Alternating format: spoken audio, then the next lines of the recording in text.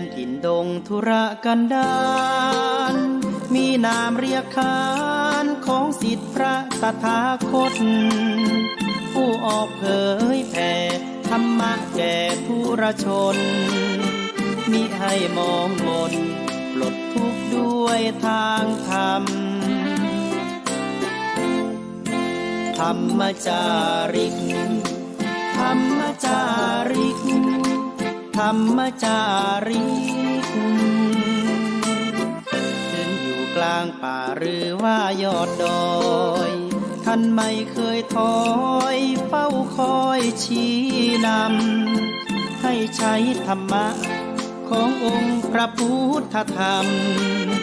ให้ใจสุขล้ำน้อมนำทำกรรมดีธรรมจาริกธรรมจาริกธรรมจาริกเร่งพัฒนาการอยู่การกินให้มีชีวิตสุขสันต์เปรมปรีพบแสงสว่างส่องทางสร้างความดีให้มีความสุขความทุกข์หายไปธรรมจาริกธรรมจาริกธรรมจาริก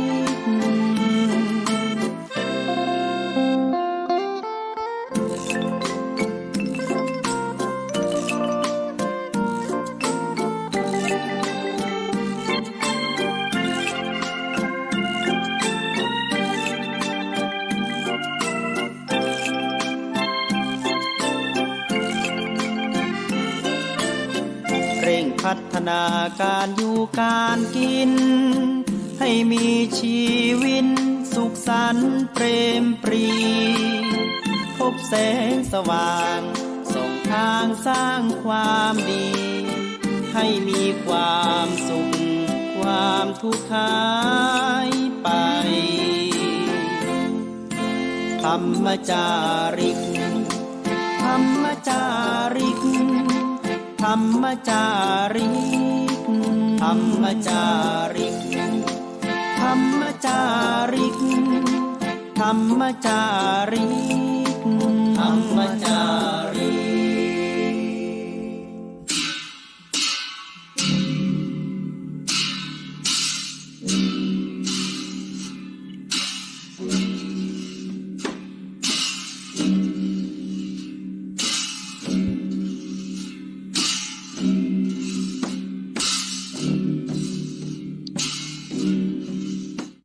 ไม้ก้นการ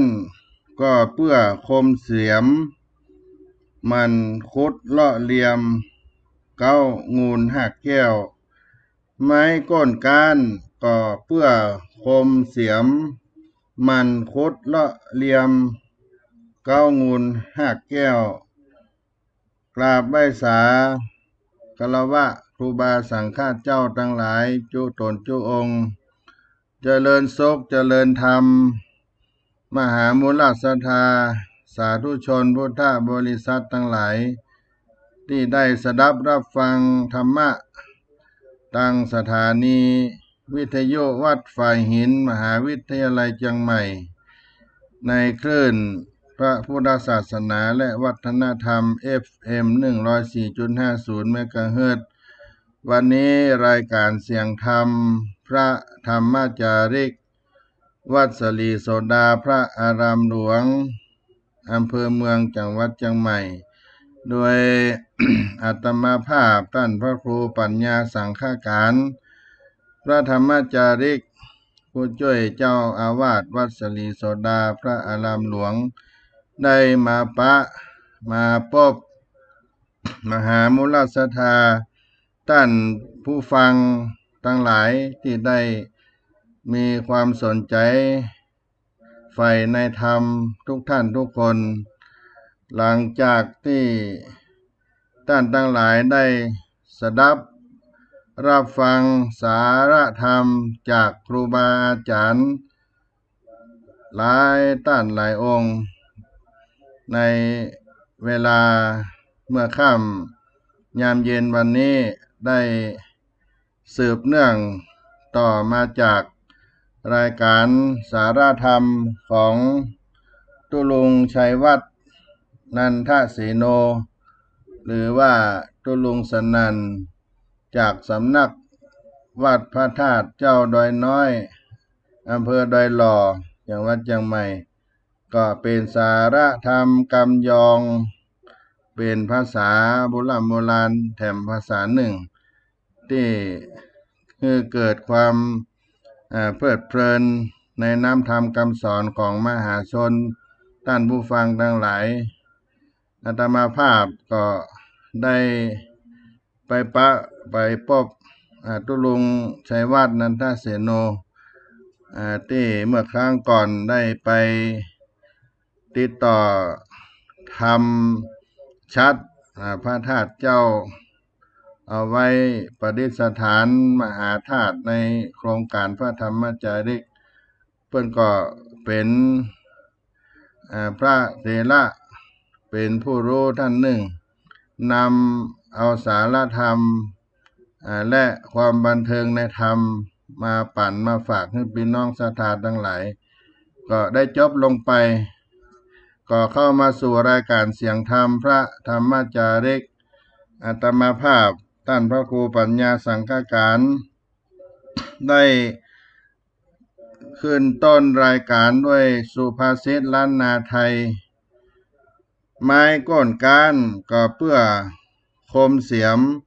มันคดเลาะเหลี่ยมเก้างูลหักแก้วเป็นบทสุภาษิตไม้ก้นการก็เพื่อคมเสียมมันคดเลาะเหลี่ยมเก้างูลหักแก้วความหมายนั้นมีในสุภาษิตว่าปัญหาต่างๆควรจัดการด้วยวิธีแห่งปัญญาประกอบกับความเพียรแก้ไขปัญหาต่างๆโดยใจปัญญาและความเพียรต้นไม้ล้มลงได้ก็เพราะคมเสียมที่คอยขุดเจาะไปเรื่อยๆจนถึงรากแก้วปัญหาต่างๆก็ควรใจปัญญาและความเพียรได้จัดการปัญหานั้นๆให้หมดให้เสี่ยงไปอาจารย์สนั่นธรรมธิสำนักส่งเสริมศิลปวัฒนธรรมมหาวิทยาลัยเชียงใหม่เปิ้นได้ประพันธ์เป็นบทกล่าวเอาไว้ในสุภาษิตในบทนี้ว่าต้นไม้ก้นการก็เพื่อคมเสียมต้นไม้ก้นการก็เพื่อคมเสียมขุดเจาะเลาะเหลี่ยมเก้างูลหักแก้วมีวิริญาพญาผ่องแผ้วดังเสียมคมเซลสว่างขุดกุลปัญหาฮึกหนาเติกตั้งอุปะมาอ้างเปิงปังอุปะมาอ้างเปิงฟังปัญญามันพร้อมย่อมได้ดังหวังบ่เหลือกำลังสักยั่งและเจ้าต้นไม้ก้นการก็เพื่อคมเสียมขุดเจาะเลาะเหลี่ยมเก้างูลหักแก้วมีวิริญาพญาผ่องแผ้วดังเสียมคมเซลสว่างขุดกุลปัญหาฮึกหนาเติกตั้งอุปะมาอ้างเปิงฟังปัญญามันพร้อมย่อมได้ดังหวังบ่เหลือกำลังสักเงื่องและเจ้าบ่เหลือกำลังสักเงื่องและเจ้าในข้าวนั้นได้ประพันธ์ไว้และก็มีความหมายว่าต้นไม้ล้มลงได้ด้วยคมเสียมต้นไม้ล้มลงได้ด้วยคมเสียมที่คอยขุดเจาะเลาะเล็มจนถึงหักแก้วปัญหาใดๆก็ตามอาจจัดการได้ด้วยความคมแห่งปัญญาบวกกับความเพียรพยายามอย่างต่อเนื่องหากเปรียบเทียบกันปัญญาก็คือเสียมคมที่คอยขุดเจาะด้วยความเพียรอุปมานี้น่าฟังถ้ามีปัญญาพร้อมกับความขยันคงบ่เหลือกำลัง ที่จะจัดการได้ทุกเรื่องเมื่อมีปัญหาเกิดขึ้นไม้ก้นการก็เพื่อคมเสียมมันคดเลาะเหลี่ยมเก้างูนหักแก้วนำมาปั้นมาฝากพี่น้องศรัทธาในสุภาษิตล้านนาไทยในเมื่อค่ำยามเย็นวันนี้เนอะ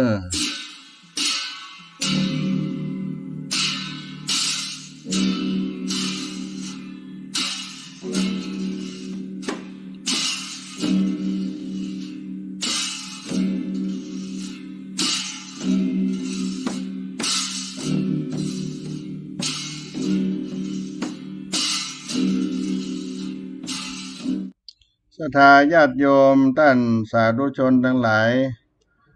ช่วงนี้ก็มีงานบุญการกุศลการบรรพชาอุปสมบทเจ้าเขาได้เอามาปั้นมาฝากประชาสัมพันธ์กับมหามุลศรัทธาพ่อแม่พี่น้องท่านทั้งหลายที่ได้สดับรับฟังตั้งสถานีวิทยุวัดฝายหินมหาวิทยาลัยเชียงใหม่ในเฟซบุ๊กออนไลน์ไลฟ์สดเฟซบุ๊กท่านพระครูปัญญาสังฆการก็ดีหรือว่าศรัทธาญาติโยมที่ได้แชร์ได้ลิงก์สัญญาณไปก็อนุโมทนาเป็นสะพานบุญบอกบุญอันนี้ให้กว้างขวางยืนยาวไปและผู้ใจบุญใจกุศลทั้งหลายก็มีส่วนร่วมที่จะได้อุปถัมภ์ในงานบวชเจ้าเขาโครงการพระธรรมจาริกวัดสลีโสดาพระอารามหลวงเรื่องของบุญกุศลญาติโยมบุญกุศลดดรดน้ำที่โคนให้ผลที่ยอดพุทธธรรมภาษิตเปิ้นได้กล่าวไว้ปุเพทานาธิกังกัตตวาอิทานิลาภติสุขังบุคคลทำบุญมีทานเป็นต้นในก่อนย่อมได้รับความสุขในบัดนี้บุญกุศลดดรดน้ำที่โคนให้ผลที่ยอดท่านสาธุชนท่านผู้ฟังมหาชนทั้งหลายบุญหมายถึงการคัดถูการชำระสิ่งที่สกปรกทางใจมีอยู่3อย่างบุญที่หมายถึงสิ่งที่คัดที่ช่วยชำระสะล้างสิ่งสกปรกทางใจมี3อย่าง1ทานหรือว่าทานหมายถึงการให้การให้เป็นการกำจัดความโลภที่ทำให้บุคคลเห็นแก่ตัว2ศีลเป็นการกำจัดความโกรธที่ทำให้ใจเร่าร้อนก่อศัตรูวุ่นวาย3ภาวนาเป็นการกำจัดโมหะหรืออวิชชาตัวที่ทำให้จิตหลงมัวเมาติดอยู่ในอบายมุขอย่างโง่หัวบ่ขึ้นการทำบุญศรัทธาญาติโยมการทำบุญเหมือนการปลูกต้นไม้เป็นการลงทุนน้อยแต่จะต้องใช้เวลาในการบำรุงการดูแลเมื่อถึงเวลาที่ต้นไม้ผลิตผลิดอกออกผลเพิ่มกำไรให้เกิดขึ้นมากและเป็นผลระยะยาวนานผลบุญที่บุคคลได้มาเกิดเป็นมนุษย์ในชาตินี้ก็เพราะต้นบุญที่เคยปลูกไว้เมื่ออดีตชาติก่อนที่ผ่านมาแล้วจึงยืนยันว่าผลบุญนั้นมีจริงและให้ผลจริงการทำบุญนักปราชญ์อาจารย์ท่านกล่าวว่าเหมือนรดน้ำที่เก้าที่โคนต้นเหมือนเราเอาน้ำไปรดที่เก้าที่โคนต้นไม้แต่ไปโผล่ไปให้ผลที่ยอดไม้อันธรรมดาว่าต้นไม้ที่บุคคลปลูกไว้บนพื้นดินที่เหมาะสมจำเป็นต้องบำรุงรักษาด้วยการรดน้ำพรวนดินใส่ปุ๋ยที่บริเวณโคนต้นแต่ดอกผลที่ต้องการนั้นจะไปบังเกิดที่ลำต้นหรือที่ยอด แต่ทั้งที่นี้จะต้องรอเวลาที่ดอกผลจะออกอันเป็นผลที่ต้องการในทำนองเดียวกันนั้นการปลูกฝังความดีหรือปลูกบุญจะต้องเริ่มต้นจากใจซึ่งเป็นเหมือนพื้นดินหรือพื้นฐานของต้นบุญกล่าวคือก่อนจะปลูกบุญจะต้องสร้างศรัทธาเพื่อเกิดขึ้นกับใจโดยจะต้องมีความเชื่ออย่างแท้จริง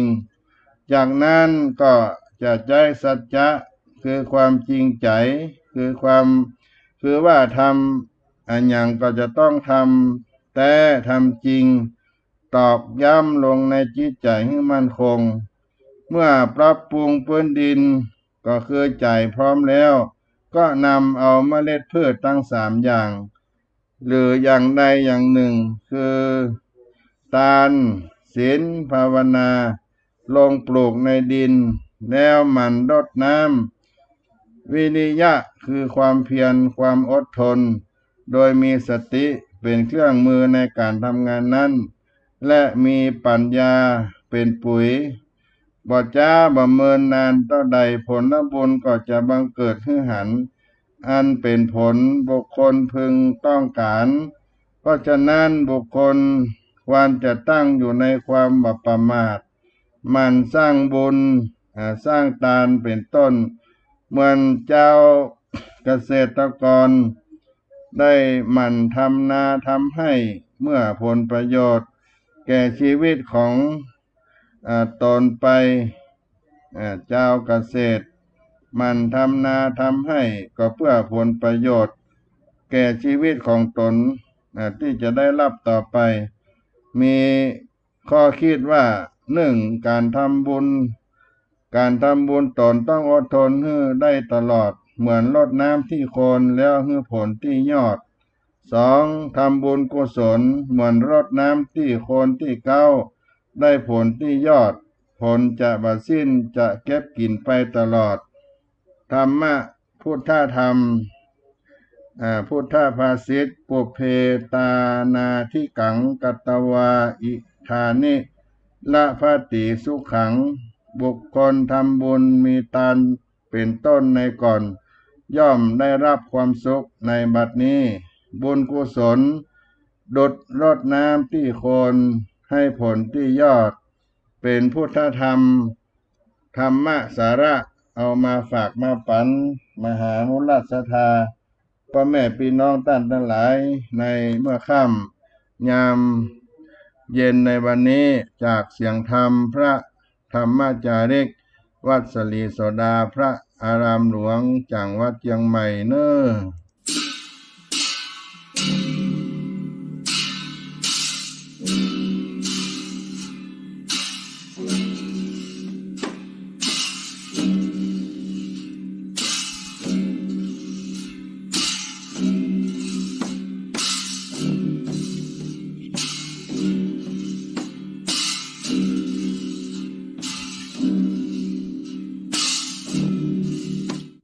สาธุชนพุทธบริษัททุกท่านวัดสลีโสดาพระอารามหลวงมีกำหนดการงานบุญใหญ่บุญหลวงประจำปีได้บวชเจ้าเขาในปีพุทธศักราช2564เวลากาละก็ใกล้จะมาถึงแล้ววันนี้เป็นวันที่6กรกฎาคมพุทธศักราช2564ก็เหลือเวลาแถมประมาณ5วันก็จะถึงการจัดงานบุญใหญ่บุญหลวงประจำปีแต่ว่าอยู่ในสถานการณ์แห่งสภาวะความวุ่นวายของโรคระบาดในปัจจุบันนี้ก็คือสถานการณ์แพร่ระบาดโรคไวรัสโคโรนา2019โควิด19ที่ยังกระจัดกระจายไปทั่วประเทศไทยทั่วโลกจนถึงพระนครเมืองเชียงใหม่ของเราก็จะต้องมีวิธีป้องกันโรคภัยนี้ แต่ว่าวิธีการก็มีแตกต่างกันไปและก็ได้รับคำแนะนำการดูแลรักษาความปลอดภัยจากกระทรวงสาธารณสุขและก็หน่วยงานที่สำคัญในการประกาศของคณะกรรมการโรคติดต่อในจังหวัดเชียงใหม่นี้ก็ได้รับการแนะนำในการจัดงานบรรพชาอุปสมบทบวชเจ้าเขาและก็เป็นไปตามมาตรการและอยู่ในภายใต้การควบคุมดูแลของกระทรวงสาธารณสุขโดยวันอาทิตย์ที่11กรกฎาคมเป็นวันจัด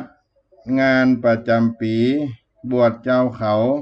ก็ถือว่าเป็นบุญใหญ่บุญหลวงประจำโครงการพระธรรมจาริก1 ปีมี1 ครั้งมีกำหนดการพิธีบรรพชาอุปสมบทราษฎรบนพื้นที่สูงประจำปีพุทธศักราช 2564 เพื่อถวายพระราชกุศลเนื่องในโอกาสวันเฉลิมพระชนมพรรษาพระบาทสมเด็จพระเจ้าอยู่หัวจำนวน105 คนณวัดศรีโสดาพระอารามหลวงอำเภอเมืองเชียงใหม่จังหวัดเชียงใหม่ระหว่างวันที่10ถึง11กรกฎาคมพุทธศักราช 2564 วันเสาร์ที่10เดือนกรกฎาคมพุทธศักราช 2564 เวลา 15 นาฬิกาพิธีกราบขอขมาหลวงพ่อพระเดชพระคุณท่านเจ้าคุณพระเทพโกศลเจ้าอาวาสวัดศรีโสดาพระอารามหลวงผู้อำนวยการสำนักงานพระธรรมจาริกส่วนภูมิภาคพิธีขอขมานางสาวชัตรพรงามเกลี้ยงผู้อำนวยการศูนย์พัฒนาราษฎรบนพื้นที่สูงจังหวัดเชียงใหม่เวลา 16 นาฬิกาพิธีโกนผมนาคชาวเขาเยาวชนราษฎรบนพื้นที่สูงจำนวน105 คนวันอาทิตย์ที่11เดือนกรกฎาคมพุทธศักราช 2564 เวลา 7 นาฬิการับประทานอาหารเช้าเวลา 7:30 นาทีนุ่งห่มผ้าขาวนาคเยาวชนราษฎรบนพื้นที่สูงจำนวน100 คนเวลา 8 นาฬิกานาคเยาวชนราษฎรบนพื้นที่สูงเดินประทักษิณรอบพระอุโบสถ3 รอบนาคขึ้นสู่ศาลาเบญจสัตยายุศรีวิชัยนุสรณ์ศาลาศรีสมเด็จถวายพานดอกบัวแด่พระประธานนาคทั้งหมดกล่าวคำบูชาพระรัตนตรัยเวลา 9 นาฬิกาประธานในพิธีกล่าวถวายพระพรชัยมงคลพระบาทสมเด็จพระเจ้าอยู่หัวเนื่องในโอกาสวันเฉลิมพระชนมพรรษาวันที่ 28 กรกฎาคมพุทธศักราช 2564 บรรเลงเพลงสรรเสริญพระบารมีเวลา 9:30 นาทีประธานในพิธีพร้อมด้วยเจ้าภาพถวายพระไตรแก่นาคจำนวน100 ไตรพระเดชพระคุณหลวงพ่อเจ้าคุณพระเทพโกศลพระอุปชาประกอบพิธีบรรพชาเยาวชนราษฎรบนพื้นที่สูงจำนวน100 คนถวายทายธรรมแด่พระอุปชาเวลา 11 นาฬิกาถวายพระตาหารเพลเวลา 13 นาฬิกาพิธีอุปสมบทสามเณรจำนวน27 รูปณพระอุโบสถวัดศรีโสดาพระอารามหลวงพิธีถวายอัฐบริขารแก่สามเณรที่บรรพชาใหม่ทั้งหมด105 รูปณศาลาเบญจสัตยายุศรีวิชัยนุสรณ์เวลา 16 นาฬิกาถวายทายธรรมแด่พระอุปชา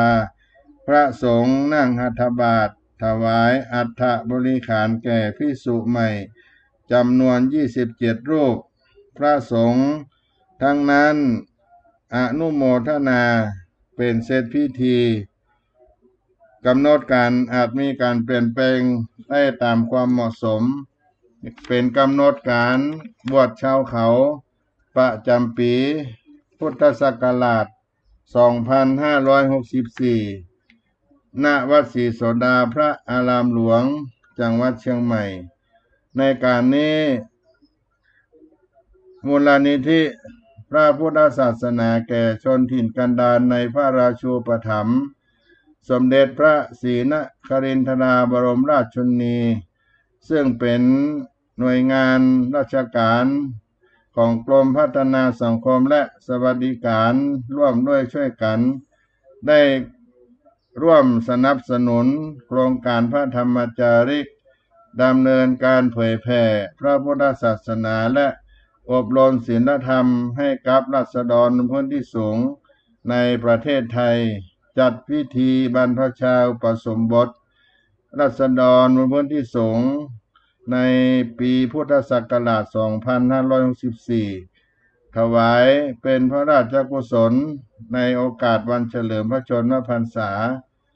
ในสถานการณ์ดังกล่าวนี้ก็ได้ปรับเปลี่ยนรูปแบบการจัดงานบรรพชาอุปสมบทในปีพุทธศักราช2564นี้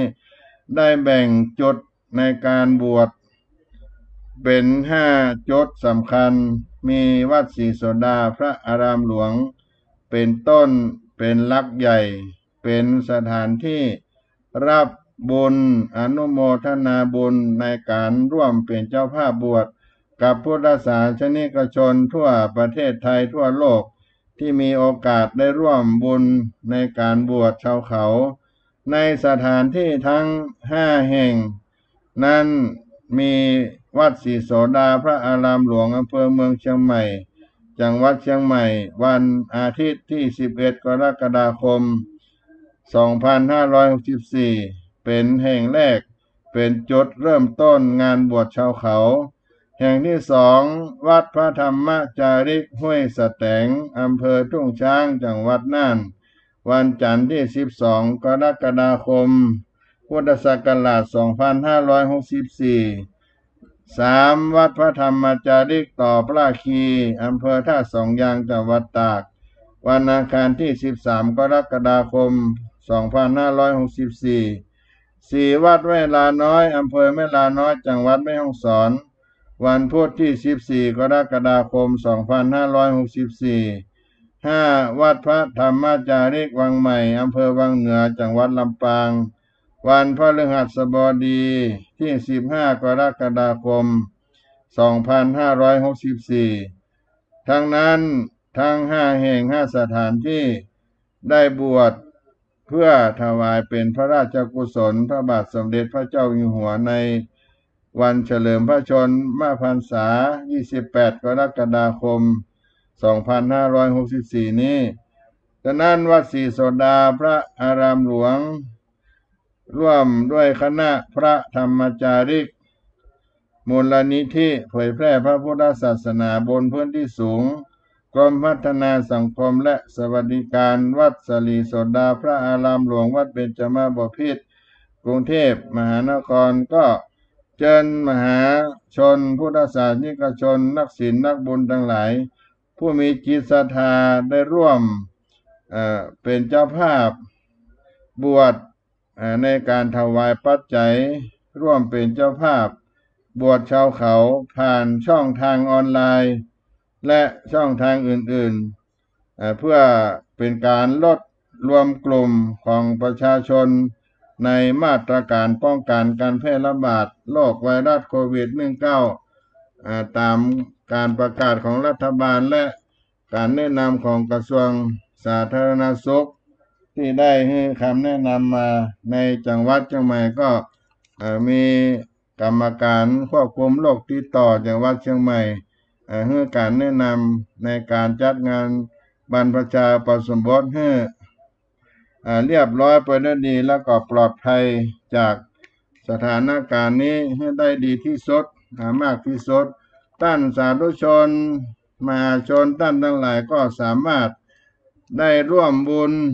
ในการร่วมเป็นเจ้าภาพบวชชาวเขาในจังหวัดเชียงใหม่เป็นจุดหลักสำคัญก็คือวัดศรีโสดาพระอารามหลวงจังหวัดเชียงใหม่ทุกวันนี้ก็เปิดบุญเพื่อศรัทธาสาธุชนที่สามารถเข้ามาร่วมถวายปัจจัยในการบวชชาวเขาณพระอุโบสถวัดศรีโสดาพระอารามหลวงจังหวัดเชียงใหม่และก็ที่ควงอนุสาวรีย์ครูบาเจ้าศรีวิจัยเป็นสถานที่รับบริจาคบางทีท่านสาธุชนได้มากราบไหว้อนุสาวรีย์ท่านเจ้าครูบาศรีวิจัยก็อยากจะร่วมบุญงานบวชเจ้าเขาก็มีเจ้าหน้าที่ศูนย์ราษฎรศูนย์พัฒนาราษฎรบวรที่ส่งจังหวัดเชียงใหม่ได้มาต้อนรับอำนวยความสะดวกในการรับบริจาคทั้งอนุโมทนาบัตรหลังจากนี้ได้ร่วมเป็นเจ้าภาพแล้วก็จะมีใบอนุโมทนาบัตรในการประกาศบุญให้กับเจ้าภาพแต่ละท่านไปตัวบางท่านก็ร่วมบริจาคผ่านทางธนาคารในธนาคารกรุงไทยจำกัดมหาชนสาขาสะพานขาวประเภทออมทรัพย์เลขที่บัญชี021-1-22540-1เลขที่บัญชี021-1-22540-1ก็ร่วมบริจาคเป็นบัญชีกลางบัญชีใหญ่ที่รับบุญบวชชาวเขากับพุทธศาสนิกชนท่านทั้งหลายฉะนั้นถ้าหากได้มีโอกาสได้ร่วมในการบริจาคผ่านในบัญชีบุญดังกล่าวก็ดีแล้วก็การร่วมบุญงานบวชชาวเขาครั้งนี้ทางวัดศรีโสดาพระอารามหลวงก็ขออนุโมทนากับมหามูลศรัทธาญาติโยมทุกท่านที่ได้มีโอกาสร่วมบุญใหญ่บุญหลวงในครั้งนี้ตัวเน้อ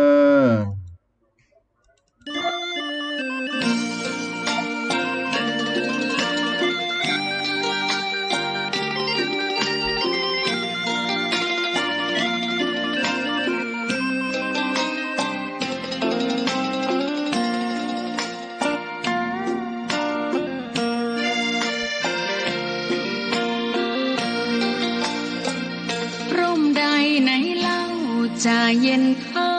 ร่มโพธิ์ทองทั่วลาศรัทธายกย่องร่มของพุทธศาสนายิ่งกว่าร่มใดกันแดดไฟฝนลมนาแผ่กิ่งก้านสาขา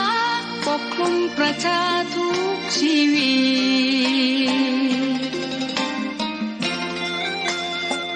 เย็นใดไหนจะเทียมเท่าเย็นใจพระธรรมที่ทรงตรัสไว้เป็นความจริงใสตรัสไว้ด้วยดีผู้ทำเห็นเองไม่จำกัดการเวลานาทีผิดถูกแก้กันตรงนี้จะไม่มีเรื่องราวก่อกวนพุทธศาสนาเชื่อมมากับเมืองสยามวัดบ้านโรงเรียนเขตข้ามปฏิบัติตามแม่ยามเรรวนคิดทำสิ่งใดเป็นไปเพื่อประโยชน์ทั้งมวลทำดีละสิ่งยั่วยวนขนึงครวญ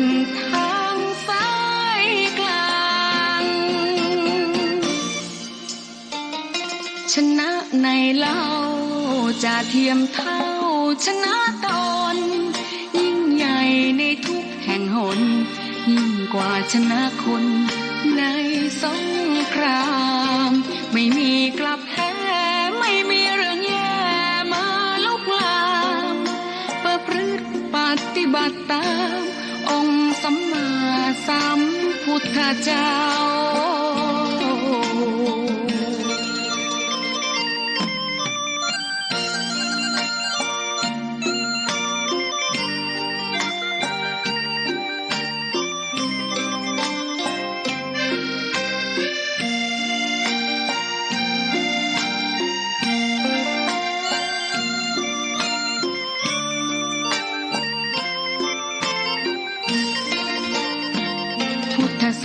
สนาเชื่อมมากับเมืองสยามวัดบ้านโรงเรียนเขตข้ามปฏิบัติตามแม่ยามเรรวนคิดทำสิ่งใดเป็นไปเพื่อประโยชน์ทั้งมวลทำดีละสิ่งยั่วยวนขนึงครวญทางสายกลาง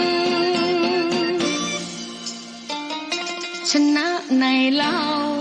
จะเทียมเท่าชนะตนยิ่งใหญ่ในทุกแห่งหนยิ่งกว่าชนะคนในสงครามไม่มีกลับแพ้ไม่มีเรื่องแย่มาลุกลามประพฤติปฏิบัติตามองค์สัมมาสัมพุทธเจ้า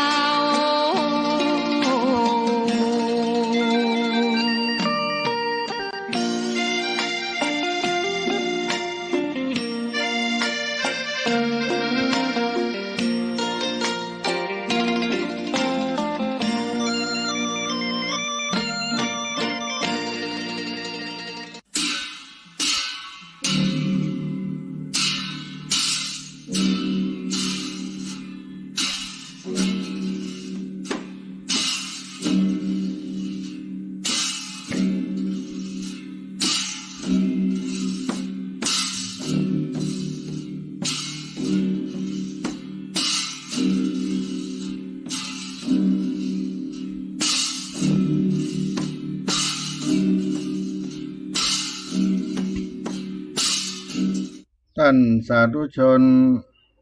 ท่านผู้ฟังทั้งหลายการให้ทานในทางพระพุทธศาสนาก็มีอานิสงส์ของการให้ทานนั้นที่สมเด็จพระสัมมาสัมพุทธเจ้าได้ตรัสในอานิสงส์ของการทานไว้ใน4-5 สูตรว่า 1. ผู้ให้ย่อมเป็นที่รักที่ชอบใจของคนเป็นอันมาก 2. คนดีเป็นอันมากย่อมพอใจคบหาผู้ให้ทาน 3. ชื่อเสียงอันดีงามของผู้ให้ย่อมฟุ้งขจรไป 4. ผู้ให้ย่อมแกล้วกล้าอาถรรพ์บ่เก้อเขินในที่ประชุมชน 5. เมื่อละจากโลกนี้ผู้ให้ย่อมบังเกิดในสุคติโลกสวรรค์อานิสงส์4 ประการแรกส่งผลในปัจจุบันชาติประการสุดท้ายนั้นส่งผลในอนาคตชาติในชาติหน้านอกจากนี้ทานบางอย่างก็มีอานิสงส์ที่เด่นชัดอยู่ในตัวเองเมื่อเฮาทำบุญให้ทานแล้วแม้ว่าเฮาบ่ได้อธิษฐานก็ตามบุญก็จะส่งผลตามลักษณะของทานที่พระสัมมาสัมพุทธเจ้าได้ตรัสไว้ในกินทสูตรว่าผู้ให้อาหารชื่อว่าให้กำลังผู้ให้ผ้าชื่อว่าให้วรรณะผู้ให้ยานให้พาหนะชื่อว่าให้ความสุขผู้ให้ประทีปโคมไฟ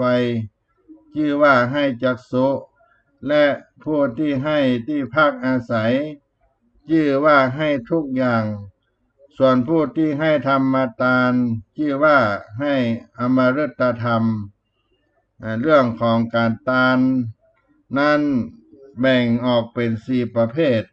ศรัทธาญาติโยมท่านทั้งหลายในอันที่1ของการแบ่งทาน4 ประการนั้น 1. อามิสทานคือการให้วัตถุสิ่งของต่างๆเป็นทานเป็นต้นว่าข้าวน้ำผ้ายานพาหนะที่อยู่อาศัยกันทะดอกไม้ของหอมเครื่องโลบไล้ผางประทีปโคมไฟทั้งหลายเป็นต้นการให้อามิสทานนี้แบ่งตามคุณภาพสิ่งที่ทำทานได้เป็น3 อย่างนั่นก็คือถ้าสทานให้ของที่ด้อยกว่าตนเองใจก็ได้บุญน้อยลงสหายทาน ให้ของที่เสมอกับตนเองใจก็ได้บุญมากขึ้นสามีทานให้ของที่ดีกว่าที่ตนเองใจก็ได้บุญมากที่สุดในข้อที่สองอภัยทานอภัยทานนั่นก็คือการให้ชีวิตสัตว์เป็นทานรวมทั้งการปล่อยวางความโกรธให้หมดให้หายไปจากจิตจากใจเลิกพยาบาทให้อภัยซึ่งกันและกันและอันที่สามนั้นวิทยาทานคือการทานให้ความรู้เป็นทานและให้คำแนะนำสั่งสอนที่ดีมีประโยชน์ในการดำเนินชีวิตอันที่สี่นั้นธรรมทานก็คือการให้ความรู้เรื่องธรรมะเป็นทาน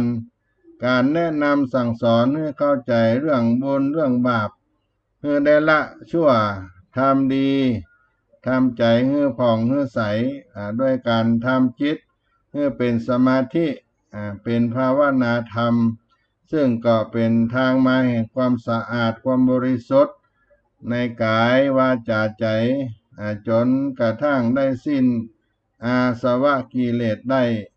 การให้ธรรมทานเปรียบเสมือนการให้ประทีปส่องทางชีวิตให้การดำเนินชีวิตไปในทางที่ถูกต้องและในทางที่ดีที่งามธรรมทานก็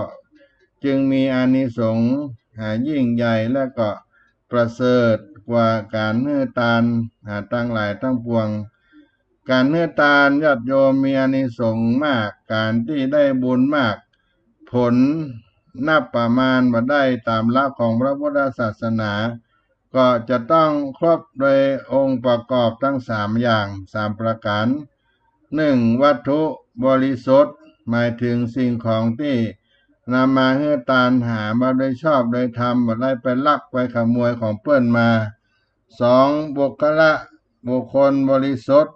หมายถึงทั้งผู้รับและผู้ให้มีศีลมีธรรมตามเพศภาวะของตนสามเจตนาบริสุทธิ์หมายถึงมีเจตนาให้ความเลื่อมใสศรัทธาเชื่อในผลของทานทั้งก่อนให้ขณะให้และหลังจากให้แล้วนอกจากนี้การให้ทานจะได้บุญมากน้อยยังขึ้นอยู่กับเจตนาของผู้ให้และถ้าให้ทานแบบเฉพาะเจาะจงบุคคลใดบุคคลหนึ่งเรียกว่าปาติโภคลิกทานจะได้บุญน้อยกว่าการให้ทานแก่หมู่คณะโดยที่เฮาบ่ได้เจาะจงผู้ใดผู้หนึ่งที่เฮาเรียกว่าสังฆทานดังที่พระสัมมาสัมพุทธเจ้ารับรองทรงรับรองไว้ว่าสังฆทานเป็นประมุขสังฆทานเป็นประมุขของผู้หวังบุญพระสงฆ์นั้นเป็นประมุขของผู้บูชาและเป็นเนื้อนาบุญของโลกบ่มีเนื้อนาบุญอื่นยิ่งกว่าของที่ให้แล้วบ่ได้บุญของบางอย่างบ่ควรนำไปให้ไผเพราะเมื่อให้แล้วนอกจากจะบ่ได้บุญยังมีโทษมีบาปมีกรรมแก่ผู้ให้แก่ผู้รับได้แก่สิ่งของเสพติดสุรายาเมาสิ่งทั้งหลายทั้งปวงเหล่านี้เป็นต้นและเป็นสิ่งที่ให้แล้วเกิดเป็นผลที่บ่ดีบ่งามแก่ผู้รับทั้งผู้ให้ตัวบ่ได้บุญได้กุศลแต่ประการใดดังนั้นเมื่อเฮาจักให้กินให้ทานก็มีภาระบุญอานิสงส์มีการให้ทานที่ถูกต้องดังที่อาตมาภาพได้นำเอามาแจกมาปันให้พี่น้องมหาชนท่านทั้งหลายได้มีโอกาสได้ร่วมกินร่วมทานได้ ปูชาคุณแห่งพระรัตนตรัยในพระพุทธศาสนาของเฮานั้นก็คือองค์สมเด็จพระสัมมาสัมพุทธเจ้า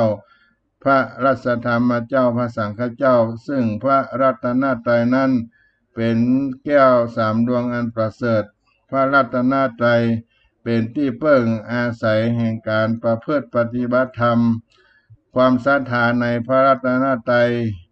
ศรัทธาในพระพุทธเจ้าก็หมายถึงมีความเลื่อมใสที่จะบ่มีวันสั่นคลอน ว่าพระพุทธเจ้าทรงเป็นผู้รู้ผู้แจ้งในทุกสิ่งบ่มีสิ่งใดที่พระองค์บ่ฮู้การมีความศรัทธาในพระธรรมก็หมายถึงความเลื่อมใสอย่างบ่มีวันสั่นคลอนว่าพระธรรมที่พระพุทธองค์ตรัสไว้นั้นถูกต้องแล้วบ่มีสิ่งใดถูกต้องกว่าและบ่มีคำสอนใดมาหักมาล้างในคำสอนขององค์สมเด็จพระสัมมาสัมพุทธเจ้าได้และศรัทธาในพระสงฆ์ก็หมายถึงมีความเลื่อมใสในพระสังฆเจ้าโดยบ่มีวันสั่นคลอนในพระสงฆ์ที่ประพฤติปฏิบัติตามคำสอนขององค์สมเด็จพระสัมมาสัมพุทธเจ้าพระรัตนตรัยเป็นสิ่งที่สูงสุดที่เฮาได้เคารพบูชาได้สักการะได้ไหว้ได้สาในปารมีแห่งพระรัตนตรัยกุลแห่งพระแก้วเจ้าทั้งสามประการพี่น้องศรัทธาสาธุชนได้ร่วมบริจาคร่วมบวชใน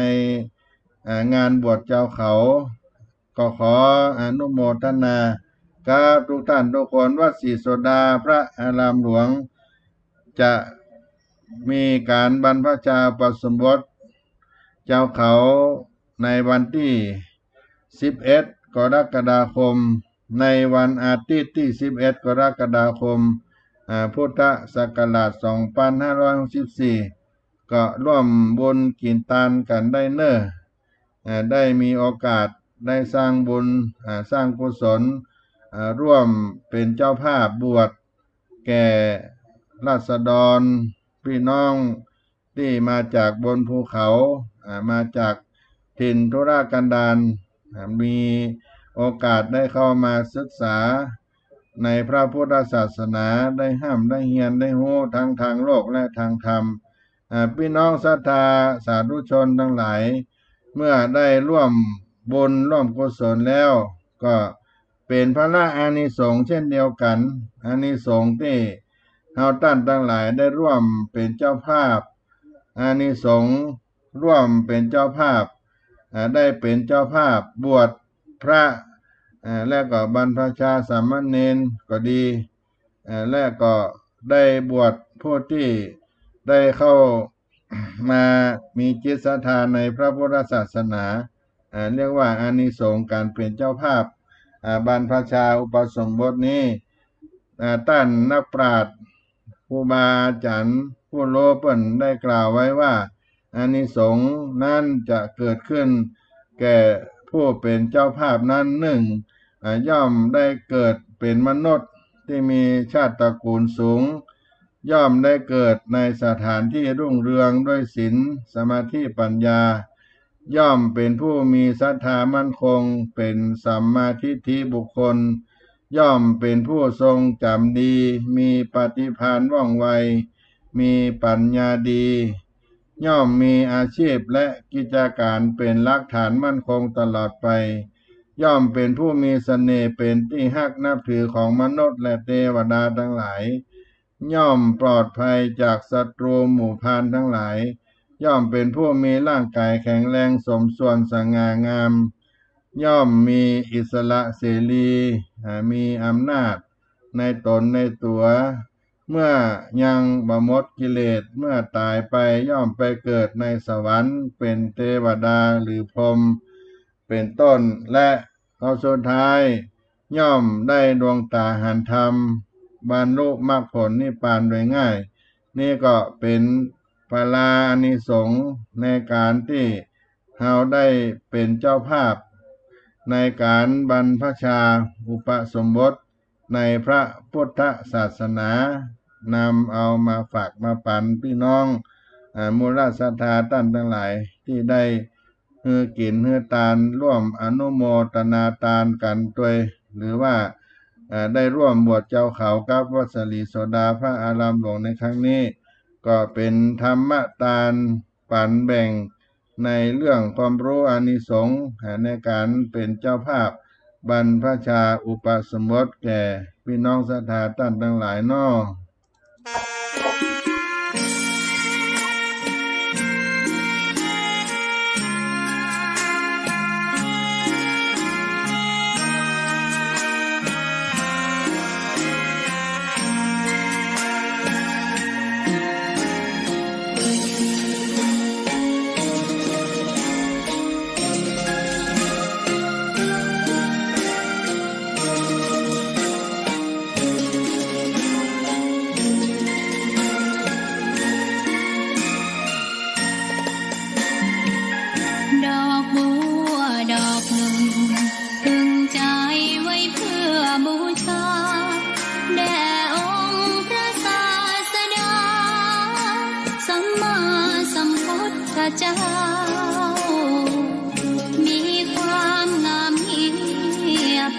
เปรียบเทียบเขา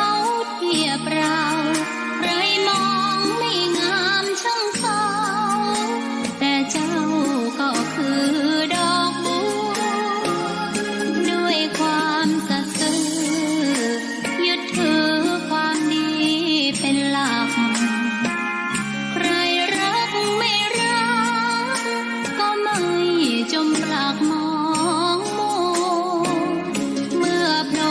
พ้นน้ำก็เห็นความงามในตัวไม่ยึดติดในตมชั่วขอเป็นดอกบัวดอกเดียวใครไม่มองว่าบัวงามเด่นแต่บัวก็เป็นดอกบัวทุกวันอย่างนี้ไม่อยากเด่นดังแต่มุ่งหวังในทางเด่นดีเกิดมาเพื่อสร้างบารมีถวายชีพนี้บูชาดอกบัวดอกน้อยเฝ้าคอยคนที่ใจบุญมาโอบเอื้อเกื้อกูลรู้ค่าของบุญเก็บบัวขึ้นมาเพื่อสร้างความดีและเสริมบารมีดังว่าใช้ดอกบัวนี้บูชาพระสัมมาสัมพุทธองค์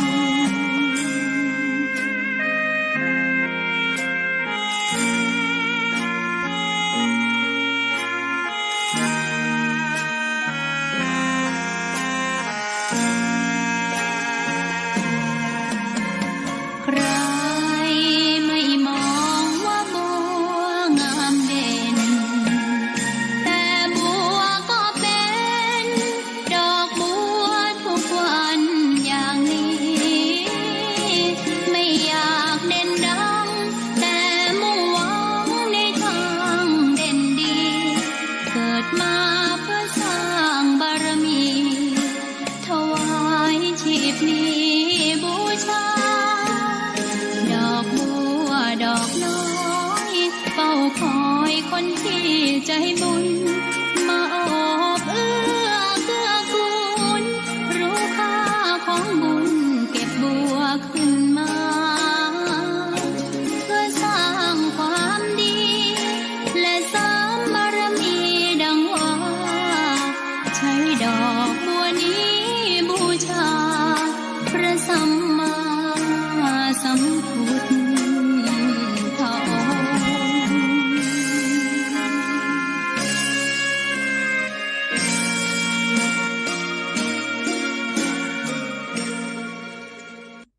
ท่านสาธุชนทุกท่านก็มาถึงท้ายรายการเสียงธรรมพระธรรมจาริกวัดสลีโสดาพระอารามหลวงสดซอยล่ากาละเวลาที่ได้มาพบกันกับพ่อแม่พี่น้องศรัทธาอาตมาภาพท่านพระครูปัญญาสังฆการหรือตุเจ้าพรหมินทร์วัดสลีโสดาพระอารามหลวงก็ขอบอกบุญกุศลพี่น้องได้มาร่วมกินร่วมทานร่วมกุศลกันในการบวชเจ้าเขาประจำปีพุทธศักราช 2564 เป็นปีที่ 56 ที่เฮาได้จัดได้ทำกันมาเพื่อให้กุลบุตรลูกหลานราษฎรบนพื้นที่สูงได้มีโอกาสได้ศึกษาเราเรียน